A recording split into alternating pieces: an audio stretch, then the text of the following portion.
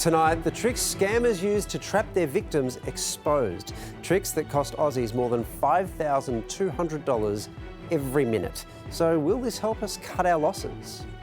It's when we're most vulnerable they strike. Maybe early mornings, late at night. When you're sort of in between tasks. Depends what time you wake up and what you've been doing the night before, but yeah.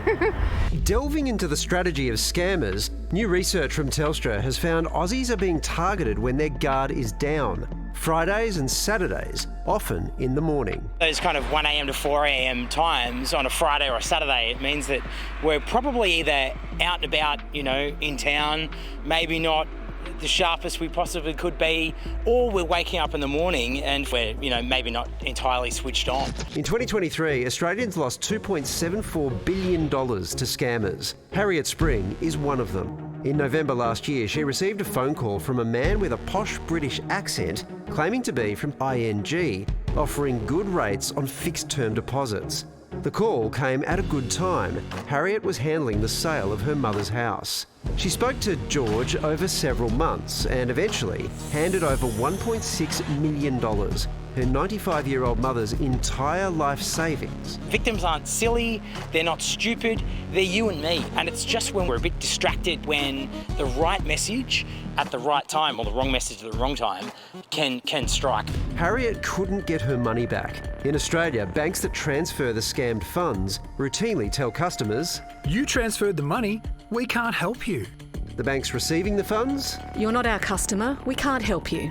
Except in the UK, they do help, with a mandatory code forcing banks to reimburse scam victims for their losses. The bank should be responsible for something like that. Yeah, I think banks have got a lot more to offer in terms of protection. And while Australian banks claim reimbursement could encourage customers to take less care, making Australia a bigger target for scammers, British bank TSB, which refunds 97% of claims, has actually seen reduction in fraud. I've seen firsthand the incentive it places on us to stop fraud happening. Now, Harriet is joining growing calls for the government to take action and force banks to cough up. I think there should be a little bit of support given to that woman.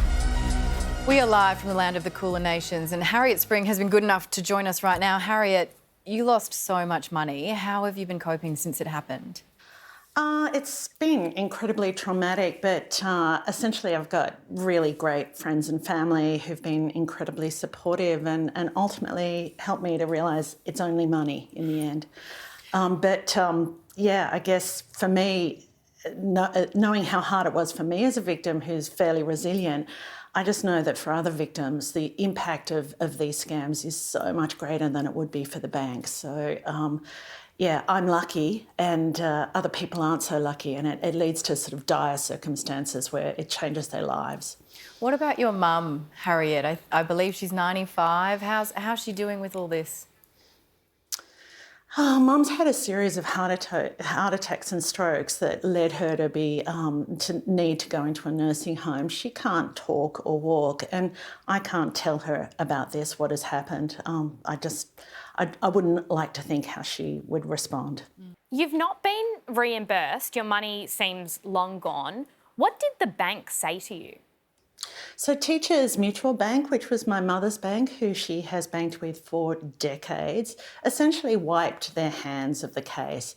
They said that they asked some questions, which they did, but failed to listen to the answers. And they said, well, not our problem. It's on you, the victim. Blame me 100%, which they do to all victims. I think the banks are very determined to turn the attention away from themselves and not have the liability that they're up for in terms of being accessories to the crime of money laundering. That they're very, very keen to turn the attention away from anyone suggesting that. Right, so if the idea is that it's your fault and therefore it's all on you, I guess it comes down to what we can reasonably expect from people, like what the scam was like. How convincing was the scam in your case? It was 100% convincing. I bank with ING Bank. All of the emails were all the right branding. They gave me product disclosure brochures. They read me out legal disclaimers to ensure that it was all recorded. They behaved as any other bank would, except for the fact that they were very solicitous and followed up, which for me, should have been perhaps the clue that they weren't actually the bank, because what bank is helpful? Yeah, customer service is the real tip-off here. Exactly. I mean, given this, what do you actually want to see then from the banks and from government? Well, firstly, stop blaming the victim. The victims who don't control the systems, they don't set the limits of the transactions, they don't set the security algorithms. The banks could directly reimburse the victims. With skin in the game, the banks might actually improve their systems.